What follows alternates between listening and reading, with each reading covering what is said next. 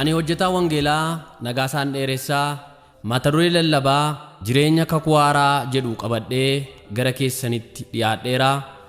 Utuu mata duree kanatti hin darbin dura sagalee kanatuun dhagayin dura iddoo tokko dubbifannee Waaqayyoon kadhannee isa booddee sagalee kana walii wajjiniin dhaga'utti dabarra. Kunoo barri anitti namoota biyya Israa'eliif biyya Yihudaatiif kakuu haaraa galuu in dhufa.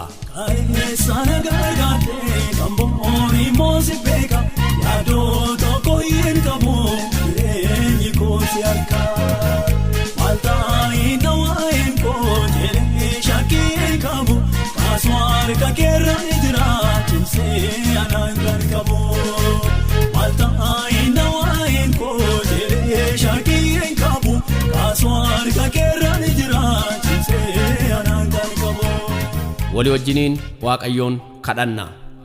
Yaa Waaqayyo abbaa keenyaa si kadhanna si galateeffannaa gaarummaa kee araara kee tola kee hunduma isaatiif galata siin jennaa irra waaqaaf lafaa irratti karaa isatti nu jaallatte ilma kee Yesuus Kiristoosiin galanni ulfinni siif haa ta'u.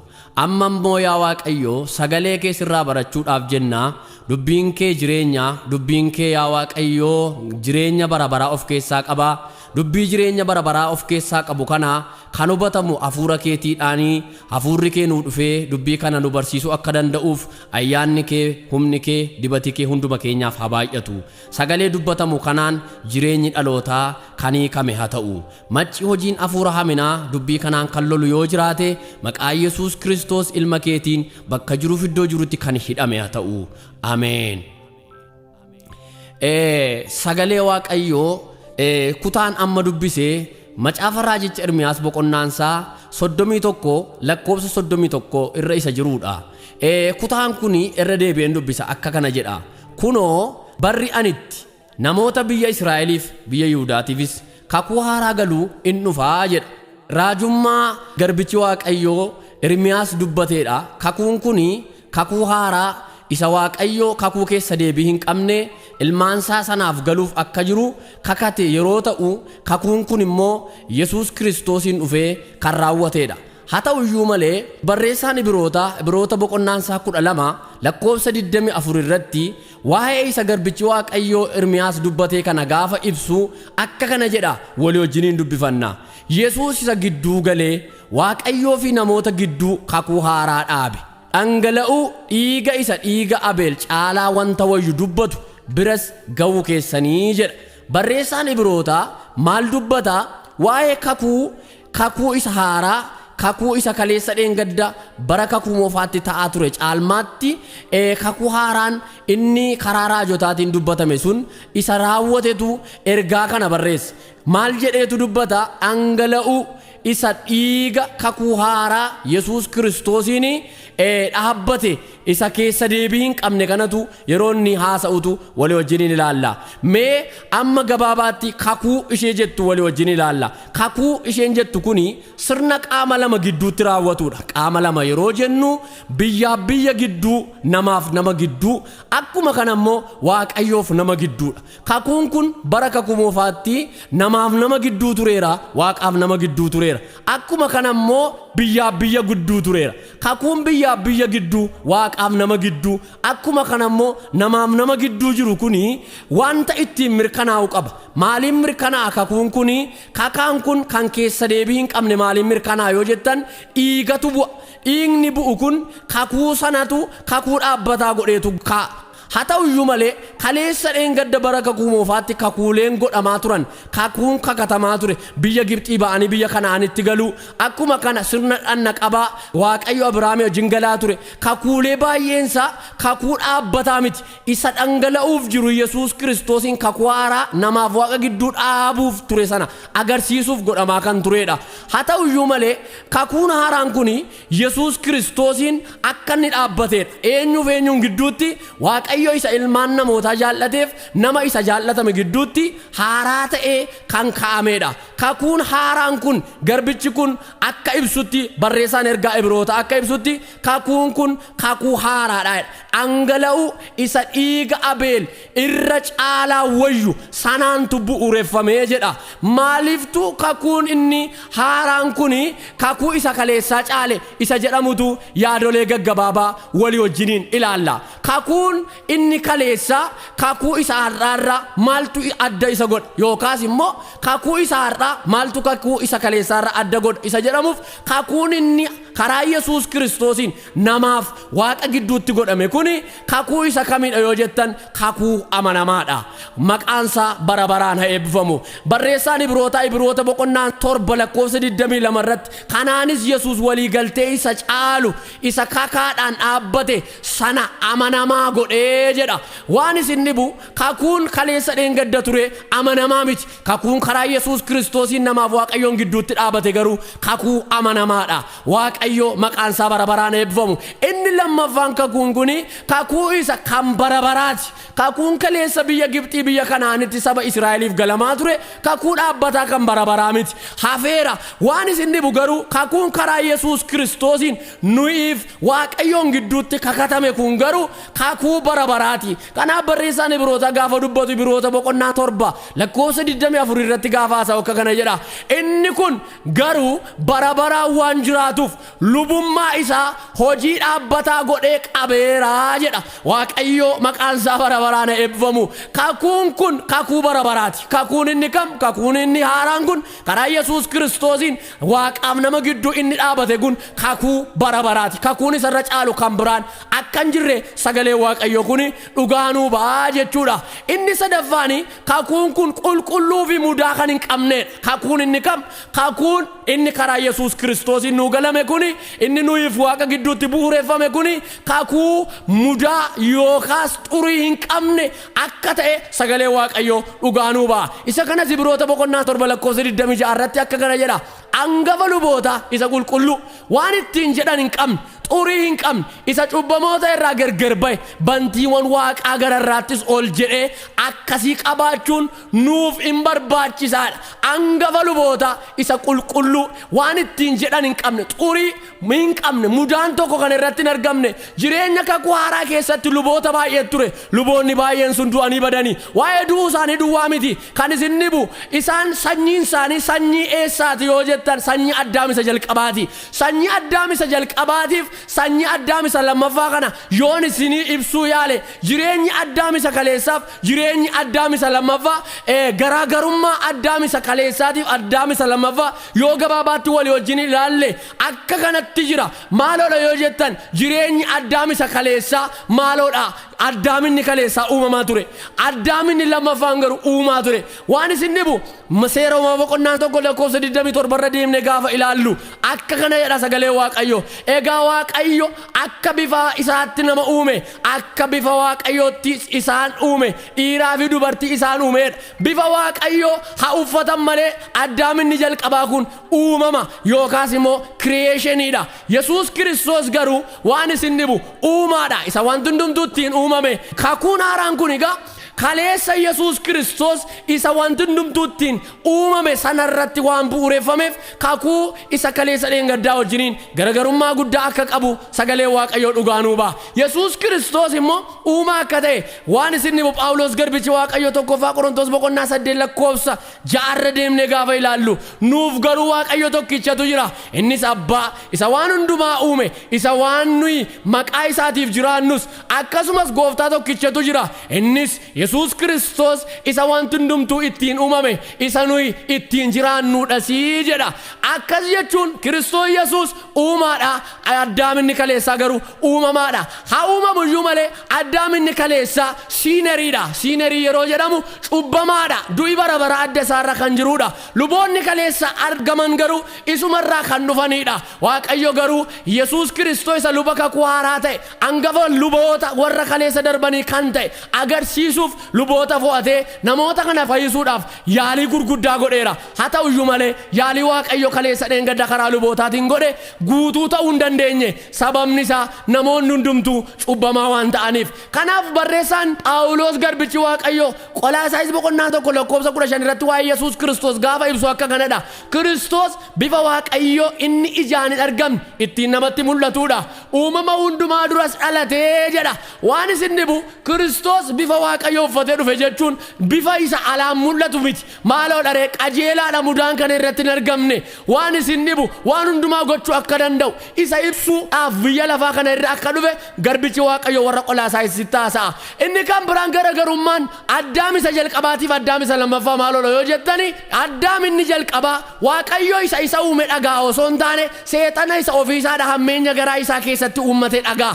Kana jechuun meesa ajaja Waaqayyo kenneef ajaja seexanni kenne Addaamitti walii wajjin ilaalla. Waaqayyo Addaamin ofiisaatiif uummate. Yeroo Waaqayyo Addaamin uume namni isa gargaara tokkoon isaa hin jiru. Waaqayyo ofiisaati uummate. Kanas immoo kan nuti hubannu maaloo jettan isa jalqabaa bifa isaa kennuudha. Bifa jechuun adummaa gurraachummaa miti, kalarii isaa laan mul'atu miti, lafa dhalootaa miti. Waa'een bifa maaloo jettan Efesoon boqonnaan 4 lakkoofsa 24 irratti ifee jira. Qajeelaadha qajeelee wajjin jiraata. Qulqulluudha qulqullaa'ee wajjin jiraata. Amanamaadha amanamee Waaqayyo isa ofiisaatiif isa uummate wajjin jireenya daangaan qabne sana jiraata. Haa ta'u iyyuu malee isa lammaffaa immoo maal godha yoo jettan Waaqayyo nama ofiisaatiif uummachuu maaliin agarsiise yoo jettan iddoo bareedaa filee kaa'e lafa ofiisaati wajjin jiraatu filee kaa'e jannata Eden sana iddoo bareedaa fileetu kaa'e. Inni sadaffaan immoo Waaqayyo ofiisaatiif uummachuu kan mirkaneessu maaloo yoo jettan qajeelfama mataasaa kennuufidha. Kanaaf Waaqayyo qajeelfama mataasaa kenne. Mee qajeelfama Waaqayyo Addaamitti kenne walii wajjin ilaalla. Addaam isa jalqabaatti qajeelfama inni kenne Seera uumamaa boqonnaa 2 lakkoofsa 16 irratti yommus Waaqayyo gooftaan namicha abboome ija mukeetii iddoo dhaabaas kana keessa jiran hundumaa irraa hin nyaatta. Lakkoofsa 17 ija mukicha nyaatanii hamaaf gaarii ittiin beekan sana irraa garuu hin nyaatin, gaafa isarraa nyaatte garuu hin duutaa jedhe. Inni jalqabaa muka inni irraa nyaatutu qajeelfamitti kenname. Inni lammaffaan immoo kan irraa nyaannetutti kenname. Haa ta'u iyyuu malee qajeelfama kana kan kenne Waaqayyo isa ofiisaatiif nama uummate sanatu qajeelfama kana Addaam isa jalqabaatti kenne. Addaam Waaqayyo isa ofiisaatiif isa uummate dhagee osoo hin taane seexana yeroo inni itti dhagee ilaalla. Ajaja seexanaa ilaalla. Seera uumamaa boqonnaa 3 lakkoofsa 4 akka kanadha. Bofichi immoo deebisee dubartittiidhaan hin duutanii jedhe. Kun ajaja seexanaati. Ajaja seexanni bofa isa haxxee sanatti fayyadamee gara Addaam faa dhufee.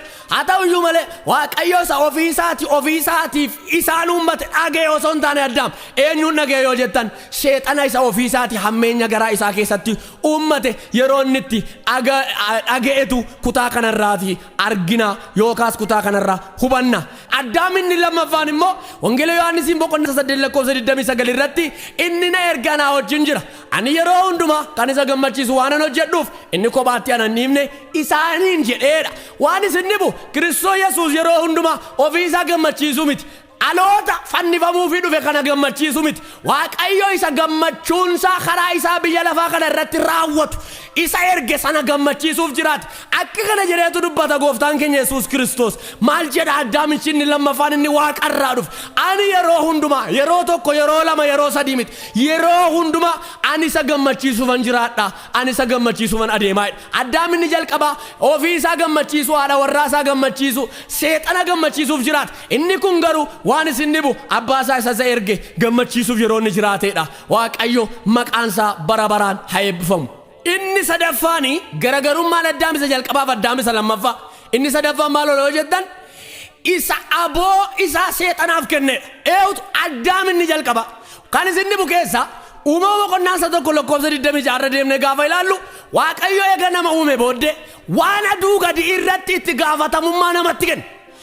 Garuu namichi inni jalqaba Addaam maal godhe yoo jettan aangoo isa waan isin dhibu aboo isa aduu gadirratti humna qabaachuu isaasan hunduma isaa fuudheetu eewutti kenne yoo jettan Luusiferitti yookaas isa hamaa sanatti yeroo inni kennetu sagalee Waaqayyoo irraa ilaalla. Kanaaf garbichi Waaqayyoo Phaawulos warra Efesoonitti gaafa dubbatu Efesoon boqonnaa 2 lakkoofsa 2 irra deemne gaafa ilaallu akka kanadha sagalee Waaqayyoo. Yeroo sanatti isin toora biyya lafaa kana duukaa buutanii deddeebi'a. Aboo qilleensa keessa jiru irratti gooftummaa qabuuf abboomamaa turtan. Hafuurichi hamaan amma namoota Waaqayyoof hin abboomamne gidduutti hojjechaa jira jedha. Waan isin dhibu Phaawulos garbichi Waaqayyoo maal jedha waldaa Efesoonii yoo jettan waa'ee namichi inni kaleessa Addaam inni jalqaba angafummaa isaa angummaa isaa jabummaa aduu gadi irratti qabaachuu isaa dabarsee sheexanaaf kenne. Kanarraa kan ka'e namni hundumtuu gooftummaa isa kansaa sana Addaam kaleessa waan kenneef utuun jaallatin namni hundumtuu sheexanaan buluu jalqabe. Kanaaf Phaawulos isin jalaa baataniittu hedheetu warra Efesoonitti haasa warra karaa Yesuus Kiristoosiin jalaa ba'eedha amantoonni sun waan ta'eef jalaa baataniittu jedhee haasa. Kanaaf egaa Addaam aangoo isaa fuudhee yeroo inni itti sheexanaaf yookaas Luusiferiif kennetu argina. Yesuus Kiristoos immoo maal godhe waa'ee aangoo kana irratti Yesuus Kiristoos immoo maal godhe isa jedhamutu walii wajjin ilaalla. Yesuus Kiristoos immoo Qolaasaayis boqonnaa 2 lakkoofsa 15 irra deemne gaafa dubbifnu Phaawulos garbichi Waaqayyoo warra Qolaasaayisiin akka kadhadha. Fannoo sana irratti Kiristoos warra qilleensa irraa gooftummaa qabanii fi humna qaban harka duwwaa hambisee bakkeetti isaan mul'isuudhaan salphisee isaan agarsiiseedha. Haleluuyaa. Utii qalamti aarsaan taane ardii samiin kun warra gumaadha. Utii qalamti aarsaan taane godaaf gubbannu warra gumaadha. Utii qalamti aarsaan taane gamaaf gamannu warra gumaadha. Utii qalamti aarsaan taane adiif gurraachuu warra gumaadha. Baay'ee dadanoomna raarakee faarfaata beesorraa yerfamu nagaa maddisiisa maqaan kee. Yesoon kee galaataa nama arfamu haadheeffamaa iyyaakkaan alaa gooftaa boo'isanii irraa baree garaa jaalalaa gidirfamaa iyyaakkaan alaa gooftaa boo'isanii irraa baree garaa jaalalaa waaqeffamuuni. Waaqayyo maqaan isaa bara baraan haa eebbifamu. Yesuus Kiristoos isa angafummaa ilmaan namootaa irraa fuudhame aangoo aduu gadi ilmaan namootaa irraa fuudhame fannootti ol ba'uudhaan yeroo inni itti aangoo sana warra isatti amanan warra jireenya karaa isaa sana argametti dhufan sanaaf yeroo inni itti deebise Phaawulos garbichi Waaqayyoo hin dubbata. Akkuma kana Yohaannis garbichi Waaqayyoo yookaas Yohaannis ergamaan akka kana jedheetu dubbata. Maal jedhee dubbata yoo jettan tokkoffaa Yohaannis boqonnaa 5 lakkoofsa 5 irra deemne gaafa ilaallu eenyutu biyya lafaa mo'uu danda'a? Yesuus Kiristoosin fayyisaa lubbuu isaa godhate kan fudhate hundinuu biyya lafaa mo'uu hin danda'adha. Sababni isaa aangoon sun karaa Yesuus Kiristoosin deebi'ee waan nuu galeef Waaqayyo maqaan isaa bara baraan eebbifamu. Kanaaf Addaam inni jalqabaa aangoo isaa kenne Addaam inni lammaffaan immoo aangoo sana deebisee warra isatti amananiif deebisee fide maqaan isaa bara baraan eebbifamu. Inni afuraffaan isa karaa isaa du'i nama irratti barreeffameedha. Eewutu Addaam inni jalqaba inni lafatti cite sun inni yeroo hundumaa qaroonsaa gara lafaa ilaalu sun samii kana gararraa waan jiru kan hin beekne sun maal godhe yoo jettan karaa isaa du'atu nurratti barreeffame. Adda keenya irratti qalama hin banneen du'i nurratti barreeffame. Karaa Yesuus Kiristoos garuu du'i sun nurraa kaafame. Kanaaf garbichi Waaqayyoo Phaawulos warra Qorontoosiin akka kanadha. Qorontoos duraa boqonnaa 15 lakkoofsa 22 irratti harkisa Addaamiin namoonni hundinuu akka du'an akkasuma immoo harkisa Kiristoosiin namoonni hundinuu jiraachifamaniiru jedha. Haleluuyaa. waaqayyo maqaan isaa bara baraan eebbifamu. Addaam inni jalqabaa hin du'e ofii du'eetu achiin badee yoo rakkinan qabu du'eetu nu ajjeese. Addaam inni lammaffaan garuu ofii du'eetu nu hin jireenyatti fide. Kanaaf jireenyichi isa du'e sanaan eegaleedha jireenyi kakuu haaraa. Waaqayyo maqaan isaa bara baraan eebbifamu. Phaawulos garbichi waaqayyo akka kanadha warra Qolaasaayisitti gaafa waa'ee fannifamu Yesuus Kiristoos ibsu waa'ee Yesuus Kiristoosin jireenya argachuu gaafa ibsu Qolaasaayis boqonnaa 2 lakkoofsa 14 irratti akka kanadha. Wanta nurratti caafamee ture isa nutti hin tolin sana wanta inni karaa seeraa nurraa barbaadu wajjin daguugee fannootti cinqaarsuu isaatiin iddoo isaatii balleesseeraadha. Eewutu Yesuus Kiristoos fannootti ol ba'ee fannifamuu nu oolche. Fannootti ol ba'ee salphatee salphifamuu nu oolche. Yeelloo nurraa kaase. Addaam inni kaleessaa garuu maal godhe yoo jettan ofii isaadha waaqayyoon dhagahuu dadhabuurraa kan ka'e dhaloota du'atti salphinatti yeellootti dabarsee yeroo kenneedha. Inni kun garuu yerootti ofii isaatii jireenyatti dhaloota fideedha. Inni kan biraani isa jireenya nyaataan jijjiiredha. Nyaata jireenya nyaataan jijjiire. Eewutu Addaam inni jalqaba jireenya nyaataan jijjiire. Waa'ee nyaataati waa'ee dhugaatiiti maaloola waan kan nuyi jannataa gadi baan waa'ee nyaataati. Nyaatatu gannu yaase.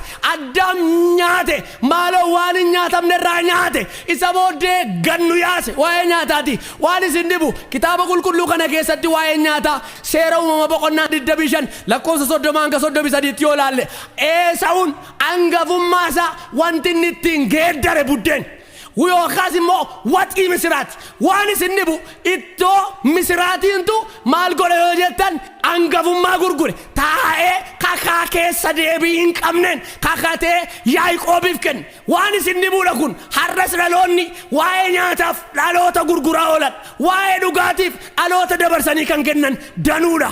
Garuu waan isin dhibu Addaam inni lammaffaan mee waan inni dubbatu ilaalla. Wangeela Yohaannisiin boqonnaa 4 lakkoofsa 34 irra deemnee gaafa laallu Yesuus immoo jedhe nyaanni kan koo jaalala sana erge gochuudhaaf raawwachuudha jedhe. Yesuus Kiristoos waa'ee nyaataa miti ajandaansa waa'ee dhaloota fayyisuuti waa'ee jiraachuuti waa'ee jireenya daangaa hin qabne sanatti dhaloota fiduuti. Waan isin dhibu inni sun nyaataantu kan nu baase inni kun garuu ajandaansa nyaannisa jaalala abbaa isaa raawwachuudha. Waaqayyo maqaan isaa bara baraan eebbifamu. Kanaaf dhaloonni lafa kanarra jiru hundi keenya akkuma Abeel isa kaleessa du'a isa fooni namoota biyya lafaa kana dura kan jirani Abeeltu du'e. Haa ta'uyyuu malee Abeel du'a foonii isa jalqabaan nama dura haduuyyuu malee waa'een Abeel har'allee dubbatamaa jira. Kanaaf barreessaan Ibroota boqonnaa 11 lakkoofsa 4 irratti maal jedha hamma ammaatti jedha qajeelummaan Abeel lallabamaa jira jedha. Haleluuyaa. Ilaalaa dhaggeeffadhaa namni kun jalqaba kan du'e isaadha.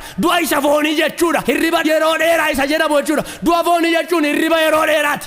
Du'i isa kamiidha du'a bara baraati yeelloo bara baraati salphina bara baraati. Haa ta'uyyuu malee Abeel du'a isa jalqabaa sana haduuyyuu malee waan isin dhibu hammarraatti boollaa olitti kan hin nafee jiru qajeelummaadhaan hammarraatti dhugaadhaan hammarraatti garaa waaqayyoo waaqeffatu qabaachuu isaadhaan lafaa olitti hafe. Obboleessa koo waan sitti waan tokko sitti hima obboleettii koo waan tokko sitti hima abbaa koo haadha koo waan tokko sitti hima boollaa olitti kan si hafu wanta dhaloonni gaaddisa godhatu siif haa ta'u. Boollaa olitti kan si hafu salphina siif hin ta'in yeelloo siif hin ta'in jireenya Yihuudaafaa siif hin ta'in jireenya Deemaasfaa siif hin ta'in Deemaasfaan Tasaloniqee keessa badan isatu caafamee jira.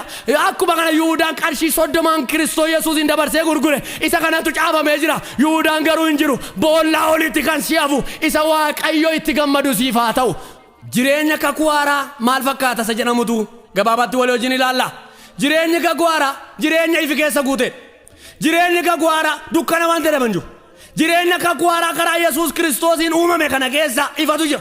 Sagalee waaqayyoo kanaan maal jedha yoo jettan Wangeela Yohaannisiin boqonnaa 1 lakkoofsa 5 Yesuus Kiristoos ifa dukkanni tasuma isa biraan ga'u. Jireenyi kun beeziin isaa yookaas ka'umsi isaa Yesuus Kiristoos.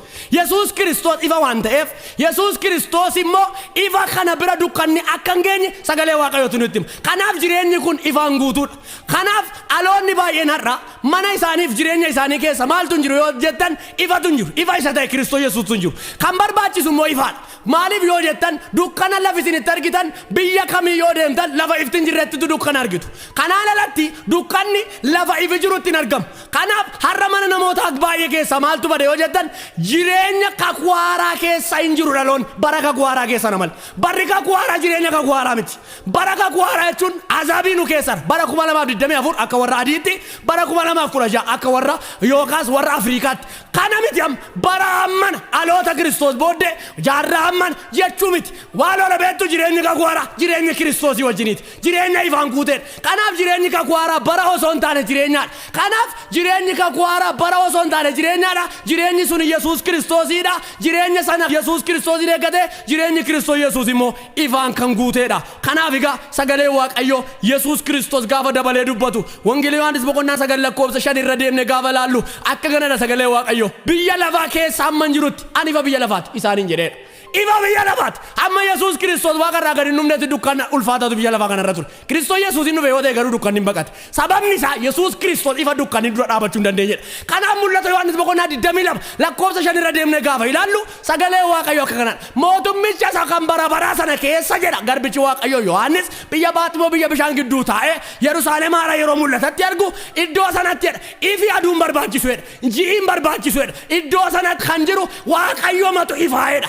Haleluuyaa. Kanaaf jireenyi kakuu haaraa har'a eegalamee bor keessaa kan ba'amuti. Jireenyi kakuu haaraa Kiristoosiin eegalame Kiristoosiin xumurama. Yesuus Kiristoos keessa dhaabatee jira. Kanaaf bara kakuu haaraa keessa jireenya kakuu haaraatti hundumti keenya adeemnu. Inni lammaffaan jireenyi kakuu haaraa maaloo yoo jetta maal fakkaata yoo ta'e jireenya soogidummaa qabudha. Kanaaf Yesuus Kiristoos wangeela Maatewos boqonnaa 5 lakkoofsa 13 irra deemne gaafa laallu maal jedha yoo jettan isin soogidda lafaati bakka isin soogidda lafaati eewudhaan jedha warra isa duukaa bu'an duwwaa osoo hin taane warra duukaa bu'uu isaanii beekan.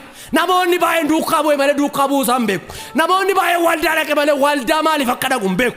Garuu dhaloonni gooftaan keenya Yesuus Kiristoos itti haasa'aa jiru. Warri anaa wajjin jireenya kakuu haaraa kana eegaltan isan nufe kana keessa kan jirtan isin soogiddaa. Har'a mana namoota baay'ee keessa soogiddummaan hin jiru. Maaliif yoo jettan hadhaa'ummaatu guute. Maaliif yoo jettan dhaloonni waldaa keessa malee jireenya kakuu haaraa keessa hin jiru. Dhaloonni bara kakuu haaraa keessa malee jireenya kakuu haaraa keessa hin jiru. Jireenyi kakuu haaraa moo bara miti. Jireenyi kakuu haaraa moo baadiyyaa magaalaa yookaas ala keessa isa jedhamuti. Jireenyi kakuu haaraa jireenya Kiristoos Yesuus wajjiniiti. Maqaan isaa bara baraan eebbifamu. Kanaaf jireenyi kakuu haaraa maaloo yoo jettan soogiddummaa qaba hin minya. Soogidda baadiyyaatti yoo geessite soogiddum. Biyya bakkee yoo baafte soogiddum. Magaalaa yoo fidde soogiddum. Soogiddi yeroo hundumaa mi'aayee argama. Kiristaana jechuun bara kamitti kan mi'aawu bara kamitti wanti addaa kan toora ittiin qabatu akka ta'e dubbiin gooftaa keenya Yesuus Kiristoos hin dubbata.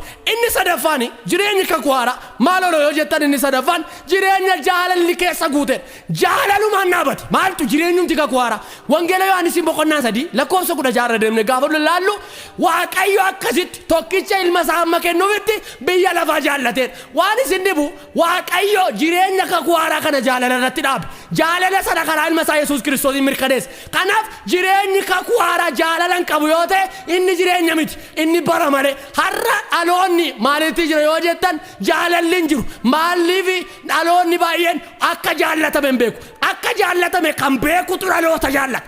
Akka jaallatame kan beekutu dhalootatti iddoo kenna. Akka jaallatame kan beekutu maal ta'a Kiristoosiin jaallata. Garuu baay'een keenya akka jaallatamne waan hin beekneef waa'een jaalalaa waan nun galleef jireenya jaalalaan guute dhabneetu jireenya ormummaa diina walitti ta'u waldaan kiristaanaa waldaa kiristaanaa irratti tajaajilaa irratti obboleessa obboleettii irratti harmeen abbee irratti hundumtu wal fudhatee maal ta'a jira yoo jettan jaalala keessaa yeroo inni itti ba'ee faallaa jireenya kakuu haaraa yeroo inni itti jiraataa jiru. Isinitti nima jireenyi kakuu haaraa garuu jaalala irratti hundaa'e. Jireenyi jaalalli keessa hin jirre inni jireenya kakuu haaraa miti.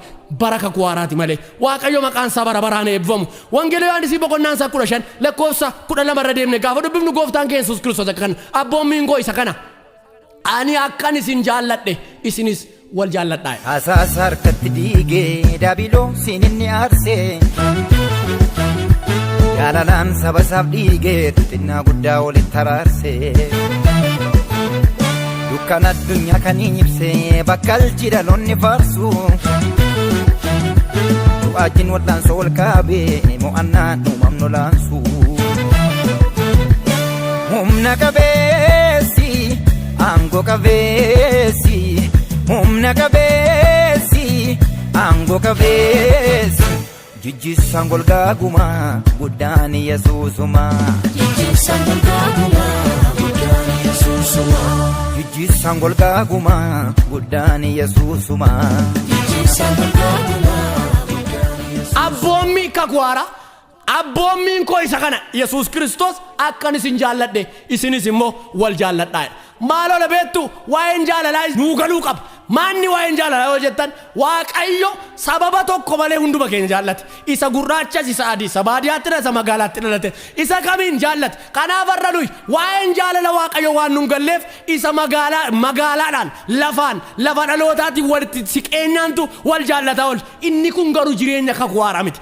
Inni kun garuu caafata qulqullaa'aa miti. Caafata qulqullaa'aan isinitti hima. Jireenya Kakuu Haaraan isinitti hima. Jireenya jaalala irratti bu'uureffamedha. Waaqayyo maqaan isaa bara baraan eebbifamu. Jireenya Kakuu Haaraa keessatti barsiisuu kadhachuu akkuma kana waldaatti deddeebi'uu duwwaan ga'a miti. Maal keessatti jireenya Kakuu Haaraa keessatti maaloo dharee wanti ga'a yoo jettan jireenya Kakuu Haaraa keessatti itti qabamuudha. Jireenya Kakuu Haaraa keessatti jireenyaan agarsiisaa adeemuudha. Oduu miti. Barri kun bara oduuti. Baratti dhaloonni odeessuudha malee baratti dhaloonni jiraatu miti. Nummoo bara oduu miti. Jireenyi Kakuu Haaraa bara jireenyaati. Bara laayifiiti malee bara oduu miti. Har'a baay'een keenya bara oduuti malee bara hojii yookaas bara isa jireenya Kakuu Haaraa dhaloota kan biraatti agarsiifnu ta'ee nutti mul'ataa jiru. Kanaaf Phaawulos garbichi Waaqayyoo warra Filiphisiisitti akka kana dubbata. Filiphisiis boqonnaa lakkoofsa 12 deemnee gaafa laallu akka kanadha. Caalaalumatti immoo yeroon isin bira hin jirre hojii fayyina keessanii walii galu sodaadhaaf roommaan itti fufaati hojjedhaa. Jireenyi Kakuu Haaraa lafa namni si argutti miti. Lafa namni si hin arginetti jiraachuudha. Lafa namni si ilaalutti miti. Hundumti keenya jireenya Fariisotaatiin dhufuu dandeenya. Fariisota jechuun warra ala bareedan keessi isaanii garuu yeeyyii butataa keessi isaanii wangootatti gala. Jireenyi Kakuu Haaraa ala miti keessa. Jireenyi Kakuu Haaraa lafa miti. Jireenyi Kakuu Haaraa laayifiidha. Waaqayyo maqaan isaa bara baraan eebbifamu. Kanaaf egaa jireenya dhaloota har'a jiraataa jiru maaloo yoo jettan waa'een fayyina bara bara isaa waan hin galleef yeroo hundumaa waa'ee nyaataa waa'ee dhugaatii ulfina lafa kanarraa yeroo itti isteejii guute yeroo itti iddoo aarsaa qabate. Maaliif yoo jettan har'a kan lallabamu iddoo aarsaa irratti waa'ee nyaataati waa'ee dhugaatiiti waa'ee mana gaariitti galuuti waa'ee baadiyyaa magaalaatti galuuti. Kan isin dhibu garuu jireenyi Kakuu Haaraa isa kana miti. Maaliiftu jarri warri kun kana lallabu yoo jettan dhugaan sagalee Waaqayyoo isaaniin galle. Jireenyi Kakuu Haaraa maal akka ta'e isaaniin galle. Akka jaallataman hin beekan. Ulfinichi kanatti aanee jiru ulfini akkamii akka ta'e isaaniin galle. Kan hin galle irraa immoo kan dhaga'u waan isin dhibu bara kamitti hin gufata. Namoota isaa galerraa yoo dhaga'e garuu waan isin dhibu galma ga'a. Kanaaf dhaloonni baay'een maal godhaa jira yoo jettan har'a waa'ee lafarraa lallaba. Waa'ee lafarraa waan tokko gabaabaadhaan isin ibsa. Waa'ee lafarraa gabaabse yoon isin ibse wanti lafa kana irraa seera uumamaatiin han qabee isin ibsa. Maanni seerri uumamaa yoo jettan ifti kuni sa'aatii 12tti deebi'eetu dukkanatti dabarsee kenna. Kun seera uumamaati. Sa'aatii 12 booddee garuu dukkanni immoo fidee ifatti kenna. Seera uumamaati. Jarri kun waliin saaman sa'aatii 12tti adda gargar ba'u. Kun seera uumamaati. Akkuma kana waan tokkoon isinitti hima. Seera uumamaa keessatti kan caafamee jiru. Kan nu duukaa uumame maaloodha yoo jettanii dhimma qabeenyaatiin dhimma albuudaatiin dhimma waa'ee nyaataaf dhugaatiitiin waan tokko isinitti himu isa barbaaduun ta'u barbaaduudha. Dhaloota nama duukaa kan uumame maaloodha inni barbaaduun ta'u ulfina Waaqayyoo wajjin jireenya Waaqayyoo wajjin barbaaduudha. Kanarra kan darbe isa isaan barbaachisu barbaaduun seera uumamaa miti. Isa isaan barbaachisu isa isaan barbaadu dudda duuba isaaniitiin dhufee raawwatee isa isaan barbaaduun seera uumamaa miti. Isa barbaaduun ta'u garuu barbaaduun seera uumamaati. Kanaaf har'a baay'een wanta barbaaduun ta'u barbaaduu dhiifne seera uumamaa cabsine wanta nu barbaadaa oolla. Maaloodha wanta nu barbaadu qajeelfama seera uumamaa miti. Wanta nu barbaachisu barbaaduutu wanta akka nu barbaadnuuf Waaqayyo nurraa barbaaduutu seera uumamaati malee. Kanaaf waa'ee qabeenyaa biyya lafaatiif warri olii gadi fiiganii waan meeqa haasaan hadhagaan waan isin dhibu maaltu jira yoo jettan jireenya Kakuu Haaraa kana keessatti Kiristoos Yesuusis kan dubbataa ture. Namni waan lamaaf abboomamuu kan dandeenye Yesuus Kiristoosiif abboomamaa qabeenyaadhaaf abboomamaa kan dandeenye dubbataa ture Yesuus. Kanaaf gooftaan keenya Yesuus Kiristoos maal jedhe Maatewos boqonnaan 6 lakkoofsa 33 irratti maal jedhe dubbate yoo jettan isinii jedhe wanta waaqa irra jiru barbaaduutti yaada keessan hidhaa malee kan isin barbaachisu ni kennamaadha. Isa nu barbaachisu barbaaduu yakka, isa nu barbaaduun nurra jiraatu garuu barbaaduun seera uumamaati. Kanaaf wanta barbaaduun ta'u barbaadi obboleessa, wanta si barbaachisu hin barbaadin. Qabeenyi miilla keetii gadi siin qixxee kan dhaabatu nama si gararraa kan jiru Waaqayyoodha. Ilaa isheen kun sadan bara kamitti seera uumamaati kun? Maanni seerri uumamaa yoo jettan inni barbaaduun ta'u barbaaduudha. Seerri uumamaa maal yoo jettan wanta Waaqayyo akka nu barbaadnu barbaaduudha. Wanta Waaqayyo akka nu hin barbaadne ofiisaadhaan immoo nu barbaadu immoo dhiisuudha. Arra garuu dhaloonni wanta miilla isaa jala jirutu fuudhee raawwate mataarra kaata. Mataarra immoo kan ta'u Kiristoos Yesuus qofa malee dhala namaatiif qabeenyi mataarra hin ta'u. Qabeenyi miilla keenya jala. Sababni isaa dirree kanarra argama. Dirree kanarra immoo miilla keenyaan deemaa jirra. Cina keenya dhaabatee nuun qixxaatee kan dhaabatu immoo dhala namaati. Baadiyyaatti dhalatu, magaalaatti dhalatu, dhalli namaa dhala namaatiin qixxeedha. Garuu nama gararraa kan jiru immoo isa tokkicha Kiristoos Yesuusi. Waaqayyo maqaansaa bara baraan haa eebbifamu. Kanaaf egaa saba Waaqayyoo jireenya kakuu haaraa keessatti wanti aduu gadi kosiidha. Fakkeenyaaf Phaawulos garbichi Waaqayyoo gaafa dubbatu akka kana jedha. Maal jedha yoo jettan Kiristoosiin bu'aa koo godhadhee waanan fudhadheef wanti aduu gadi kosii ta'eetu natti mul'ata.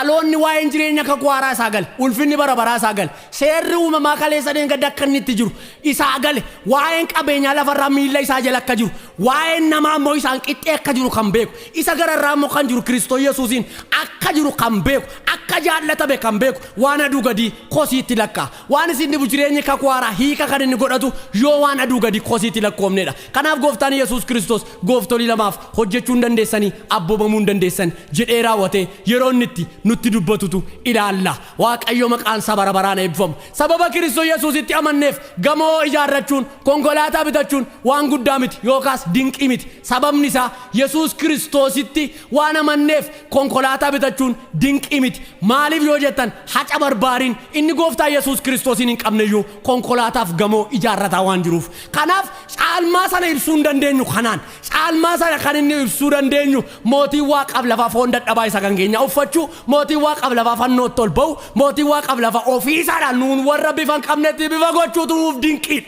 Waaqayyo maqaan isaa bara baraan eebbifamu. Kanaaf warri isa kana lallabaa oolan, warri isa kana haasaa oolan haca barbaariin iyyuu konkolaataaf gamoo akka inni ijaaraa ture ilaalan. Isa kana ilaaluunis gaariidha. Maaliif jireenyi kakuu haaraa yoo akkasitti ilaalametu jireenya kakuu haaraati. Kanarra kan darbe waan lafa kanaatiin hin madaalama yoo ta'e waan jireenya kakuu haaraa miti. Sababni isaa Yesuus Kiristoos gatiinsaa meetii miti, gatiinsaa warqee miti. Dhiigi Yesuus Kiristoos gatiinsaa diyaamendii albuuda guddaa miti. Gatiin Yesuus Kiristoos kana gararraadha. Hin tilmaamamu, hin madaalamu. Waaqayyo maqaan isaa bara baraan eebbifamu. Kanaaf egaa jireenyi kakuu haaraa dhaloota gatii isaa baafame beeku birattitu ulfina qaba. Jireenyi kakuu haaraa akkuma kana dhaloota yaada namummaa moofaa keessaa bahe, yaada addaamummaa isa kaleessa isa ofiisaa dhaga'u, isa seexana dhaga'u, isa biyya lafaa dhaga'u, isa miira isaa dhaga'u, isa yeroo hundumaa waan aduu waliin beekna, aduu gadi yeroo hundumaa gara lafaa ilaala. Addaam maaliif lafatti jite aduu ol arguu hin danda'u. Addaam inni lammaffaan garuu aduu ol arga. Kanaaf jireenyi kakuu haaraa eenyuun biratti ulfina qaba yoo jettan nama waan isin dhibu jireenya namummaa moofaa isa kaleessa kan addaam sana keessa bahe biratti ulfina qaba. Kanaaf gabaabsee kutaa yookaas lallaba koo yoon xumuruu yaalu akka kanadha. Kiristaanota afaaniin seexana ifatu duwwaa ta'uu hin qabu. Kiristaanota jireenyaan seexana ifatu yoo taane inni kun irra filatamaadha. Jireenya kakuu haaraati inni kun. Har'a baay'een afaaniin seexana ifata malee jireenya ittiin seexana ifatu hin qabu. Seexanni immoo jireenya keenyaan ifatama isa caalu malee afaan keenya duwwaadhaan miti. Inni lammaffaan kiristaana jireenya fariisotaa qabu osoo hin taane kiristaanota barsiisa fariisotaa qabu ta'uutu irra jiraata. Gooftaan keenya Yesuus Kiristoos akka kana jedhee barsiisaa ture. Wangeela Maatewos boqonnaa 23 lakkoofsa 23 irratti maal jedhee dubbate yoo jettan jireenya fariisotaa hin fudhatinaa, hin shaakalinaa, isaan ala bareedu. Garuu waan tokkoon isinitti baadha. Barsiisa isaanii fudhadhaa. Barsiisi isaan barsiisan dhugaa sagalee Waaqayyooti jedhee dubbataa ture. Kanaaf kiristaanotarra jireenya fariisotaa shaakaluu osoo hin taane barsiisa fariisotaa fudhatu ta'uutu nurra jiraata. Inni sadaffaan kiristaana afaaniin maqaa Yesuus Kiristoos waamu duwwaa ta'uu hin qabnu. Kiristaana deddeebii isaadhaan, jireenya isaadhaan, laayifii isaadhaan jireenya kakuu haaraa keessa jiraatu Kiristoos Yesuusiin waammatu ta'uutu irra jiraata. Kiristaana afaaniitu guute bara kan afaaniin Yesuusee koo kan jedhu garaansaa immoo fagoo kan jiru. Kiristaanota deddeebisaan fagoo jiru. Kiristaanota afaansaadhaan immoo waaqeffatu. Kiristaanota waldaa keessa jiru malee jireenya keessa hin jirre. Waldaan baay'ee mootummaa Waaqayyoo miti. Mootummaa Waaqayyoo jechuun mootummaa ifaati. Waldaan kiristaanaa walitti qabama amantootaati. Kanaaf waldaa kiristaanaa keessa re'ootaaf hoolota jira. Waldaa kiristaanaa keessa qamadiif ingirdaadha jira. Kanaaf mootummaa Waaqayyoo jiniin walitti nufu maaltu waldaan kiristaanaa. Waldaan kiristaanaa walitti qabama amantootaati. Mootummaa Waaqayyoo garuu mootummaa warra qajeelotaati. Waaqayyo maqaan isaa bara baraan eebbifamu. Inni afuraffaani kiristaanota garaa xibsiitti nyaatu duwwaa ta'uurraa garaa xiksiitti nyaatu ta'uutu nurra jiraata. Kiristaanota garaa buddeena qabutu guute. Buddeena ganama xibsii iskeejelii baafatee kan nyaatutu guute. Isa kana miti amma. Kanaaftu manni dhalootaa qannoo dhabe. Kanaaftu jireenyi dhalootaa qannoo dhabe. Garaa buddeeni duwwaa qaba malee garaa dubbii Waaqayyoon qabu. Garuu sagalee Waaqayyoo Ermiyaas boqonnaa 15 lakkoofsa 16 deemnee gaafa dubbifnu sagalee Waaqayyoo akka kanadha. Dubbii Waaqayyoo nan argadheedha Ermiyaas. Isa booddee immoo eegan argadhe nan nyaadheedha. Eegan nyaadhee booddee immoo jireenyi koo qannoof gammachuudhaan guuteedha. Qannoo mana kee qannoo jireenya kee guutuu kan danda'u dubbii sagalee Waaqayyooti. Sagalee Waaqayyoo isa barreeran dabarre sadaadha. Kanaaf garaa buddeeni duwwaarraa garaa xiksii garaa dubbii Waaqayyoo argachuutti dhufuutu nurra jiraata. Kanaaf Hisqeel 3:3 irra deemnee gaafa dubbifnu Hisqeel akka kanadhe dubbii Waaqayyoo nan argadhe nan nyaadhe innis immoo arraba koorratti akka dammaa mi'aa'eedha. Kanaaf jireenyi namoota baay'ee hadhaa'e. Kanaaf golli namoota baay'ee hadhaa'e. Obboleessaa obboleettii sitti hima dubbii Waaqayyoo barbaade inni keessa jireenya kee qannoof gammachuudhaan guuta. Inni yaada Waaqayyoo isa gadi fagoo sana si barsiisa. Kanaaf gara dhugaa sagalee Waaqayyootti deebuun baay'ee barbaachisaadha. Inni shanaffaani waldaadhaa galuu duwwaatti saatii ilaaluun qabna yookaas yeroo ilaaluun qabna. Maal gochuu qabna ree? Yeroo waldaadhaan nus yeroo ilaallee waldaadhaa kun dirqama. Kiristaanonni bara keenya yerootti waldaadhaa kun eeggatee saatii ilaalee kan naqu miti. Yeroo galu kan ilaaluun garuu sagalee Waaqayyoo yeroo Waaqayyoo waaqessuun guyyaa Waaqayyoo fuula isaa duratti argamnee isa waaqeffannu kan seera qabeessummaadhaan fuula isaa duratti dhiyaannee sagalee Waaqayyoo dhageenya. Waaqayyo isa jiraata kana wajjin walitti dhufeenya gaarii uummanne sagalee sadeen gaddaa caalmaa jechuudha. Gara mana keenyaatti galuutu nurra jiraata ture. Garuu kan isin dhibu keessaa har'a baay'eensaa namni daqiiqaa 30 isa lallabamu ala taa'ee dafqa qoorfata. Sagalee Waaqayyootiif iddoo kan kennaa jiru baay'eensaan jiru. Kanaaf kiristaanota sagalee Waaqayyoo barbaadan dubbii Waaqayyoo barbaadan ta'uun anaaf isin irra jiraata. Inni kan biraani kiristaanota ala bareedu duwwaa ta'uun qabna. Kiristaanota keessa bareedu, yaada bareedu, qalbii bareedu, ilaalcha bareedu ta'uutu nurra jiraata. Har'a kiristaanonni baay'een ala bareedu. Waldaa kiristaanaa ala bareedu. Keessisaa garuu waan isin dhibu akka mootota Hisqiyaas dura turaniiti. Mootonni Hisqiyaas fa'aa dura maaloo yoo jettan mi'a Waaqayyoon tolfamaa fidanii mana qulqullummaa keessa guutaa turan. Hisqiyaas dhufee raawwatee isa kana cabsee gadi gara alaatti akka gadi ba'u godhe. Isa kana gadi baasaa iddoon kun kan Waaqaati. Iddoon kun kan isa Waaqa tolfamaa miti. Har'as dhaloonni baay'een maaloo yoo jettan waldaan kiristaanaas maaloo jettan ala bareeda malee keessan bareedu. Waaqayyo garuu waan isin dhibu ala keenya laala miti keessa keenya laala. Waan isin dhibu yeroo tokko Waaqayyo akka kana godhe ilmaan Esaayii keessaa Saamu'eelin dhaqinaa dibi jedhee gaafa ergee jiru macaafa Saamu'eel isa duraa boqonnaan isaa 16 lakkoofsa 7 irra deemnee gaafa laallu dhaqiiti ilmaan Esaayii keessaa nama barbaada nama kana booddee mootummaatti dhufu jira dhaqinaa dibennaan isa booddee gaanfa keessa dibata fudhatee deeme eenyutu Saamu'eel gaafa deeme jedhu inni dhaqee raawwatee hojjaa Gooliyaadiin madaale Yo'aadaafa warra angafa Daawitiin jiran dibuu barbaade kana laata jedhee yaade Waaqayyo isa booddee irraa gori akka ati ilaalaa jirtu kanatti ani ilaalaa jira miti ani Waaqayyo garaan ilaala ati villiitii ilaalte Gooliyaadiin safarteetu nan diba jedhaa jirta hiyyoo jedhe Waaqayyo lafin ilaalu garaadha namni barbaade immoo hunnoo achi fagoo jira duubatti kan wal beennu jira gara sana dhaqi jedhe. Kanaaf Waaqayyo obboleessa koo obboleettii koo ala keenya isa bareennu miti yaada keenya isa bareennuun yaada bareedaadhaan tu lafa bareedaarra jiraatam. Namoonni baay'een irra biyya jijjiirrataa jira malee yaada jijjiirrataa jiru. Namoonni baay'een baadiyyaa magaalaatti galaa jira malee yaadisa jijjiiramaan jiru. Kan barbaachisu garuu yaada jijjiirrachuudha biyya jijjiirrachuu duwwaa osoo hin taane lafa haaraa irratti yaada haaraa barbaachisa. Jireenya haaraa irratti yaada haaraa barbaachisa. Qalbii haaraa barbaachisa. Waaqayyo hunduma keenya gargaaru.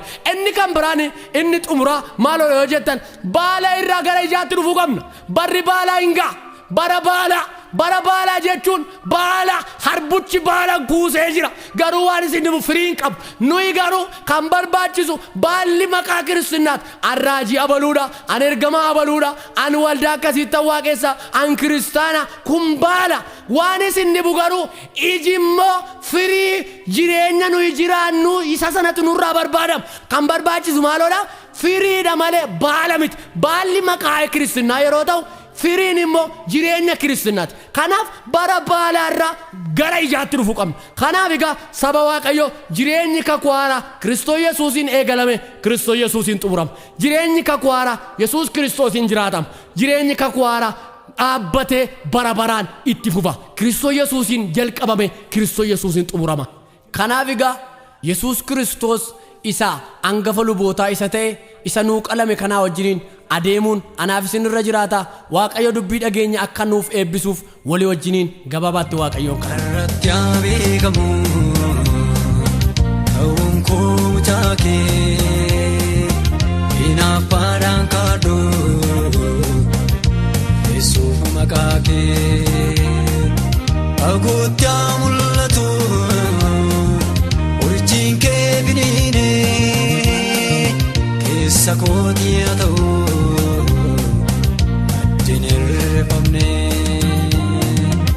agootti mul'atu urjiin kee biniinee keessa kootii haa ta'u